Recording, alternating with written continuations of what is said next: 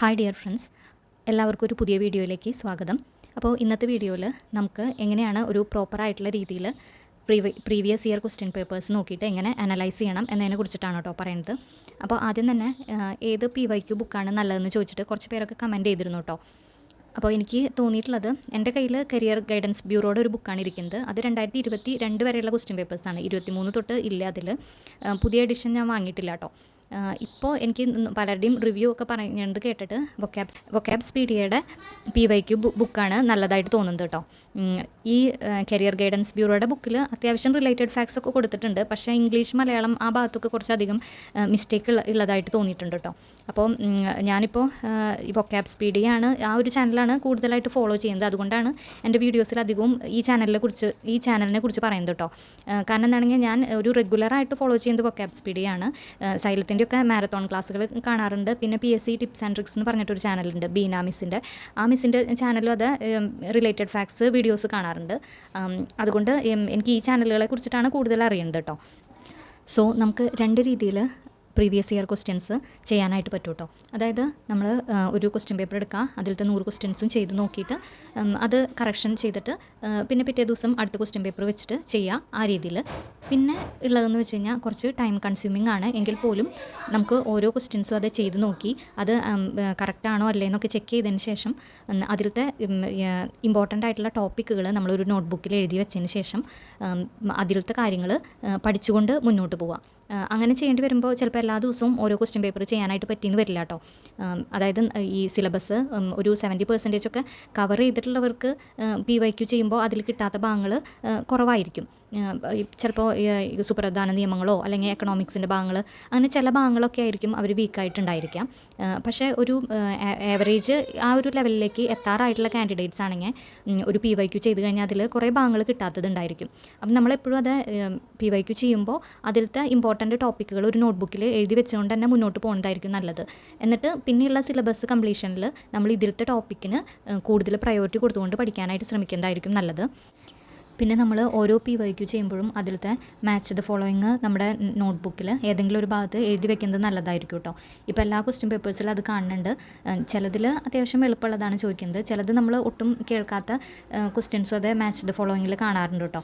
അപ്പോൾ ഇത് സെപ്പറേറ്റ് നമ്മൾ നോട്ട്ബുക്കിൽ എഴുതി വെക്കുകയാണെങ്കിൽ നമുക്ക് എക്സാമിന് മുന്നേ അതെല്ലാം കൂടി ഒരുമിച്ച് നോക്കി പോകാനായിട്ട് എളുപ്പമാണ് കുറച്ചും കൂടി. അതിൽ എളുപ്പമുള്ളത് വേണമെങ്കിൽ വിട്ട് കളയാം. നമ്മൾ അധികം കാണാത്ത ടൈപ്പ് ക്വസ്റ്റ്യൻസ് ആണെങ്കിൽ മാത്രം എഴുതിയെടുത്താലും മതിയായിരിക്കും. അതുപോലെ തന്നെ ആർട്ടിക്കിൾ നമ്മൾ മുന്നത്തെ പോലെ റാങ്ക് ഫയലിലത്തെ ആ ഒരു ഓർഡറിലാണല്ലോ നമ്മൾ അധികവും പഠിക്കുക. പക്ഷേ ഇപ്പോൾ ഇടയിന്നൊക്കെ ആയിട്ട് പല ആർട്ടിക്കിളും നമ്മളധികം കാണാത്തതൊക്കെ ചോദിച്ച് കാണുന്നുണ്ട് ഇപ്പോൾ എല്ലാ എക്സാമിനും. അപ്പോൾ അതൊക്കെ അങ്ങനെ സ്പെഷ്യലായിട്ട് തോന്നുന്ന കാര്യങ്ങൾ ബുക്കിൽ തന്നെ ഏതെങ്കിലും ഒരു ഭാഗത്ത്, അതായത് എല്ലാം കൂടി മിക്സ് ചെയ്തിട്ടല്ല, ആർട്ടിക്കിൾസ് ഒരു ഭാഗത്ത് എഴുതുക, പിന്നെ മാച്ച് ദ ഫോളോയിങ്ങിൻ്റെ ആ ഒരു ഭാഗം എഴുതുക, അതുപോലെ തന്നെ ഇമ്പോർട്ടൻ്റ് ആയിട്ടുള്ള ഡേറ്റുകൾ മാത്രമായിട്ട് ഏതെങ്കിലും ഭാഗത്ത് എഴുതി വയ്ക്കുക. അതൊക്കെ നമുക്ക് എക്സാമിന് മുന്നേ അപ്പോൾ നമ്മുടെ റാങ്ക് ഫയൽ മുഴുവനായിട്ട് നോക്കൽ അതത്ര എളുപ്പമുള്ള റിവിഷൻ മെത്തേഡ് അല്ല. അപ്പോൾ നമ്മുടെ നോട്ട്ബുക്കിലത്തെ ഇത്രയും ഭാഗങ്ങളൊക്കെ നോക്കുന്നത് എളുപ്പമായിരിക്കും. പിന്നെ അതുപോലെ തന്നെ കമ്പ്യൂട്ടർ ഇപ്പോൾ റാങ്ക് ഫയലിലത്തെ ഒരു സാധാരണ ടൈപ്പ് ക്വസ്റ്റ്യൻസ് അല്ല. ഇപ്പോൾ കൂടുതലും കറണ്ട് അഫെയർസ് റിലേറ്റഡ് ആയിട്ടുള്ളതും പിന്നെ കുറച്ച് ടെക്നിക്കൽ ടൈപ്പ് ടേമുകളൊക്കെ വരുന്ന ഒരു പഴയ കമ്പ്യൂട്ടർ ക്വസ്റ്റ്യൻ പേപ്പറിൻ്റെ ആ ഒരു രീതിയിൽ നിന്ന് മാറിയിട്ട് ഇപ്പോൾ അത്യാവശ്യം സ്റ്റാൻഡേർഡ് ആയിട്ട് തന്നെയാണ് ചോദിച്ചുകൊണ്ടിരിക്കുന്നത്. അപ്പോൾ കമ്പ്യൂട്ടറിൻ്റെ ക്വസ്റ്റ്യൻസും അത് എളുപ്പമുള്ള ഒരാൾക്ക് കമ്പ്യൂട്ടർ ആ ഒരു ഭാഗം എളുപ്പമായിട്ട് തോന്നുന്ന ആൾ എഴുതിയെടുക്കണം എന്നില്ല. പക്ഷേ എനിക്ക് ഏറ്റവും ടഫ് ഇപ്പോൾ എക്കണോമിക്സും കമ്പ്യൂട്ടറൊക്കെയാണ് തോന്നണത്. അപ്പോൾ അതിൻ്റെ ഭാഗങ്ങൾ ഞാൻ സെപ്പറേറ്റ് എഴുതി വെക്കാറുണ്ട്. ഇതൊക്കെ നമുക്ക് ഒരു എക്സാമിന് മുന്നേ ഒരു മാസം മുന്നേ റിവിഷൻ തുടങ്ങുമ്പോൾ ഇതൊക്കെ വളരെയധികം യൂസ്ഫുൾ ആയിരിക്കും കേട്ടോ. പിന്നെ ഇതൊക്കെ ചെയ്യാനായിട്ട് സമയം കുറച്ച് കൂടുതൽ പോവും. അപ്പോൾ നമ്മൾ 2 ദിവസത്തിൽ ഒരു ക്വസ്റ്റ്യൻ പേപ്പർ ചെയ്യുക, എന്നിട്ട് അത് വൃത്തിയായിട്ടിരുന്ന് പഠിക്കുക, ആ ഒരു രീതിയിൽ പോകേണ്ടി വരും. പിന്നെ ഞാൻ സിലബസൊക്കെ കുറച്ചൊന്നായിട്ടാണ് PYQs ചെയ്ത് തുടങ്ങിയത് കേട്ടോ. ചിലർ പറയുന്നുണ്ട് PYQ ആദ്യം ചെയ്ത് തുടങ്ങി കഴിഞ്ഞാൽ നമുക്ക് ഹോട്ട് ടോപ്പിക്സൊക്കെ കിട്ടും, എന്നിട്ട് പഠിച്ച് തുടങ്ങിക്കഴിഞ്ഞാലും അതൊരു നല്ല മെത്തേഡാണെന്ന് പറയുന്നുണ്ട്. പക്ഷേ എനിക്ക് അതിനെക്കുറിച്ച് അത്ര കറക്റ്റായിട്ട് അറിയില്ല. ഞാൻ കുറച്ചൊക്കെ ഒന്ന് പഠിച്ചൊരുവിധം ആയതിന് ശേഷമാണ് PYQ ചെയ്ത് തുടങ്ങിയിട്ടുള്ളത്. നിർബന്ധമായിട്ടും PYQ എന്തായാലും ചെയ്യണം. കാരണം എന്താണെങ്കിൽ നമ്മൾ എത്രയൊക്കെ റാങ്ക് ഫയൽ ഒക്കെ ഇരുന്ന് പഠിച്ചെങ്കിലും ക്ലാസ് കേട്ടിട്ടുണ്ടെങ്കിലും നമ്മുടെ മുന്നിലേക്ക് ഒരു ക്വസ്റ്റ്യൻ 4 ഓപ്ഷനോട് കൂടിയിട്ട് വരുമ്പോഴാണ് നമുക്ക് ആകെ കൺഫ്യൂഷൻ വരുന്നത്. അതായത് ഓപ്ഷൻ ഇല്ലാണ്ട് ചിലപ്പോൾ ഒരു പക്ഷേ നമ്മുടെ അടുത്ത് ആ ക്വസ്റ്റ്യൻ ചോദിക്കുകയാണെങ്കിൽ നമുക്ക് ആൻസർ പറയാനായിട്ട് പറ്റും. പക്ഷേ ഒരുപോലെയുള്ള 4 ഓപ്ഷൻസ് കാണുമ്പോൾ അതിൽ നിന്ന് കറക്റ്റായിട്ടുള്ളതിനെ തിരഞ്ഞെടുക്കാനായിട്ട് ഉള്ളൊരു കഴിവ് അത് നമുക്ക് PYQ ചെയ്ത് തന്നെയാണ് വരുള്ളൂ. അപ്പോൾ അതുകൊണ്ട് നമ്മൾ പഠിച്ചു പോയാൽ മാത്രം പോരാ, എന്തായാലും മോക്ക് ടെസ്റ്റുകളോ അല്ലെങ്കിൽ PYQസോ നിർബന്ധമായിട്ട് തന്നെ ചെയ്യണം. ഉദാഹരണത്തിന് പറയുകയാണെങ്കിൽ നമുക്ക് ഈ ഒരു ക്വസ്റ്റ്യൻ നോക്കാം കേട്ടോ. ഇതിൽ മധ്യരേഖാ പ്രദേശങ്ങളിൽ നിന്ന് ധ്രുവങ്ങളിലേക്ക് പോകുന്തോറും കൊറിയോളിസ് ബലം വർദ്ധിക്കുന്നു. കൊറിയോളിസ് ബലം നിമിത്തം ധ്രുവീയവാദങ്ങൾ ഇരു അർദ്ധഗോളങ്ങളിലും കിഴക്ക് ദിക്കിൽ നിന്നാണ് വീശുന്നത്. ഇത് രണ്ടുമാണ് സ്റ്റേറ്റ്മെൻറ്റ് തന്നിട്ടുള്ളത്. ഇതിൽ കറക്റ്റ് ആൻസർ ശരിക്കും 2 പ്രസ്താവനകളും ശരിയാണ്, അതാണ് അതിൻ്റെ ആൻസർ വരുന്നത് കേട്ടോ.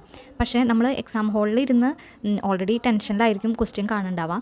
അപ്പോൾ നമുക്ക് ഓട്ടോമാറ്റിക്കലി നമ്മുടെ മൈൻഡിൽ ചിലപ്പോൾ തോന്നും ഈ ബലം വർദ്ധിക്കുകയാണോ ചെയ്യുക അതോ കുറയാണോ ചെയ്യുക. നമ്മൾ ഓൾറെഡി പഠിച്ചു പോയിട്ടുള്ള ആളാണെങ്കിൽ പോലും അതുപോലെ തന്നെ ഈ ഡയറക്ഷൻസിൻ്റെ കാര്യത്തിൽ കിഴക്കാണോ അതോ തെക്കാണോ വടക്കാണോ എന്നൊക്കെ ഒരു കൺഫ്യൂഷൻ തോന്നും. അങ്ങനെയുള്ള കൺഫ്യൂഷൻസ് ഒഴിവാക്കണമെങ്കിൽ നമ്മൾ വീട്ടിൽ തന്നെ ഇരുന്നിട്ട് ഇങ്ങനത്തെ ടൈപ്പ് ക്വസ്റ്റ്യൻസ് ചെയ്ത് അതിനോടൊരു ഫെമിലിയർ ആയിട്ട് മാറണം. അതുതന്നെയാണ് അതിനൊരു വഴിയുള്ളൂ. ആദ്യമൊക്കെ നമുക്ക് ചെയ്യുമ്പോൾ നല്ലൊരു ബുദ്ധിമുട്ട് പോലെയൊക്കെ തോന്നും. പിന്നെ ഈ ക്വസ്റ്റ്യൻ പേപ്പർ ഇങ്ങനെ വീട്ടിലിരുന്ന് ചെയ്യാന്ന് പറയുന്നത് ഒരു ബോറടിക്കണ ഒരു പരിപാടിയാണ് ശരിക്കും. പക്ഷേ എങ്കിൽ പോലും നമ്മൾ അങ്ങനത്തെ ക്വസ്റ്റ്യൻസ് വീട്ടിൽ നിന്നേ കണ്ട് അത് കാണുമ്പോൾ ആ ഒരു കറക്റ്റായിട്ടുള്ള രീതിയിൽ ചിന്തിക്കാനുള്ള ഒരു മൈൻഡ് സെറ്റ് ഉണ്ടാക്കിയെടുക്കണമെങ്കിൽ ഈ ക്വസ്റ്റ്യൻ പേപ്പർ ചെയ്യൽ തന്നെയാണ് വഴിയുള്ളൂ. പിന്നെ നമുക്ക് ഈ ഒരു ക്വസ്റ്റ്യൻ നോക്കാം കേട്ടോ. ഇൻസുലിൻ ഹോർമോണുമായി ബന്ധപ്പെട്ട് താഴെ കൊടുത്തിരിക്കുന്ന പ്രസ്താവനകളിൽ ശരിയായത് ഏത്? ഒന്നാമത്തെ സ്റ്റേറ്റ്മെൻറ്റ്, ഇൻസുലിൻ പാൻക്രിയാസിലെ ബീറ്റാ കോശങ്ങളാണ് സ്രവിക്കുന്നത്. ഇൻസുലിൻ കരളിൽ സംഭരിച്ചിരിക്കുന്ന ഗ്ലൈക്കോജനെ ഗ്ലൂക്കോസാക്കി മാറ്റുന്നു. ഇൻസുലിൻ്റെ അഭാവം പ്രമേഹത്തിന് കാരണമാകുന്നു. ഇതിൽ റൈറ്റ് ആൻസർ വരുന്നത് ഒന്നാമത്തെയും മൂന്നാമത്തെയും സ്റ്റേറ്റ്മെൻറ്റാണ് കറക്റ്റായിട്ട് വന്നിട്ടുള്ളത്.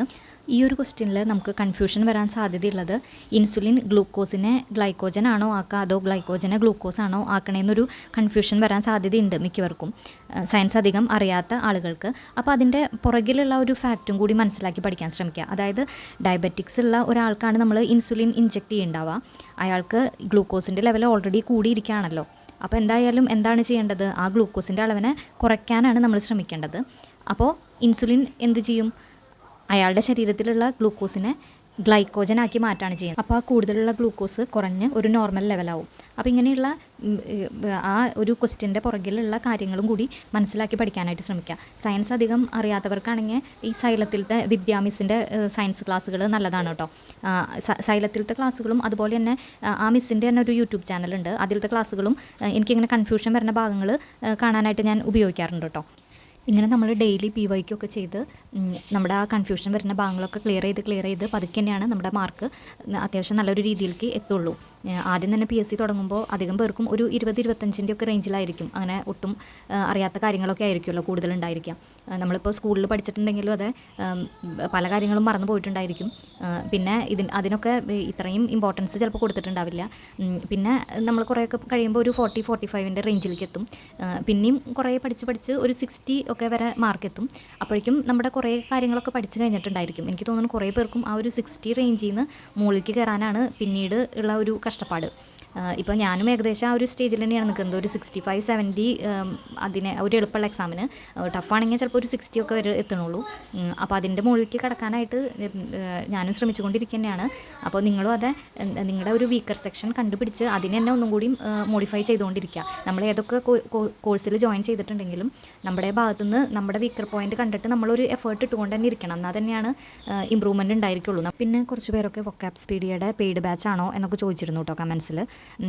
വൊക്കാബ്സ്പീഡിയയ്ക്ക് ശരിക്കും ഒരു പബ്ലിക് ചാനലുണ്ട്. അതിനകത്ത് തന്നെ അവർ ഡെയിലി എക്സാംസ്, അതായത് മൺഡേ ടു ഫ്രൈഡേ എക്സാംസ് നടത്തുന്നുണ്ട്. പിന്നെ കുറേ നമ്മുടെ ഹോട്ട് ടോപ്പിക്സിൻ്റെ PDFകളൊക്കെ ആ പബ്ലിക് ചാനലിൽ തന്നെ ഇടാറുണ്ട്. പിന്നെ ഈ കമ്പനി ബോർഡ് അസിസ്റ്റൻറ്റ്, LGS, പിന്നെ 10th ലെവൽ അതിനൊക്കെ പെയ്ഡ് ബാച്ചുകളും ഉണ്ട് കേട്ടോ.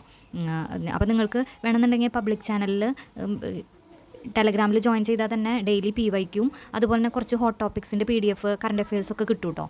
ഇതല്ലാണ്ട് പിന്നെ PYQpedia എന്ന് പറഞ്ഞിട്ടൊരു ചാനലുണ്ട്, ടെലഗ്രാം ചാനൽ. അതിലും അതേ ക്വസ്റ്റ്യൻ പേപ്പേഴ്സൊക്കെ കിട്ടും. പിന്നെ കുറച്ച് പേരൊക്കെ കേരളം, കലാ, സാഹിത്യം, സംസ്കാരം ആ ഒരു ടോപ്പിക്ക് ഏതാണ് നല്ലതെന്ന് ചോദിച്ചിട്ട് കമൻസ് ഉണ്ടായിരുന്നു കേട്ടോ. ഇതിൽ ഈ ആസ്ഥ അക്കാദമി എന്ന് പറഞ്ഞിട്ടൊരു ചാനലുണ്ട്. അതിൽ സാറ് പ്ലേലിസ്റ്റിൽ ഒരു 6-7 വീഡിയോസ് അങ്ങോട്ടായിട്ട് ചെയ്തിട്ടിട്ടുണ്ട് കേട്ടോ. അത് നല്ല ക്ലാസ്സുകളാണ്. നമുക്കെല്ലാം അതിൻ്റെ കാര്യങ്ങളും അത് മനസ്സിലാവും. പിന്നെ അതിൻ്റെ റിലേറ്റഡ് ആയിട്ടുള്ള കറണ്ട് അഫയേഴ്സ് നമ്മൾ അപ്ഡേറ്റ് ചെയ്താൽ മതിയായിരിക്കും. നല്ല ആ ഒരു ടോപ്പിക്ക് കംപ്ലീറ്റ് ആയിട്ട് തന്നെ നമുക്ക് അതിൽ നിന്ന് കിട്ടും കേട്ടോ. നിങ്ങൾക്ക് ആർക്കെങ്കിലും ഈ ഒരു ടോപ്പിക്ക് നല്ല ക്ലാസ്സുകളുള്ള ചാനലുണ്ടെങ്കിൽ ഒന്ന് കമൻറ്റ് ചെയ്യണം കേട്ടോ. അപ്പോൾ ഇത്രയും കാര്യങ്ങളാണ് ഇന്നത്തെ ഒരു വീഡിയോയിലൂടെ പറയാൻ ഉദ്ദേശിച്ചത്. അപ്പോൾ എല്ലാവരും ആത്മാർത്ഥമായിട്ട് തന്നെ പഠിച്ചുകൊണ്ടിരിക്കുക. നമുക്ക് എന്തായാലും ജോലി കിട്ടും എന്നുള്ള ഉറച്ച വിശ്വാസത്തിൽ തന്നെ മുന്നോട്ട് പോയിക്കൊണ്ടിരിക്കുക. പിന്നെ നിങ്ങളുടെ അഭിപ്രായങ്ങളൊക്കെ കമൻറ്റ് ചെയ്യണം കേട്ടോ. അപ്പോൾ അടുത്തൊരു വീഡിയോയിലൂടെ കാണാം. Okay, by.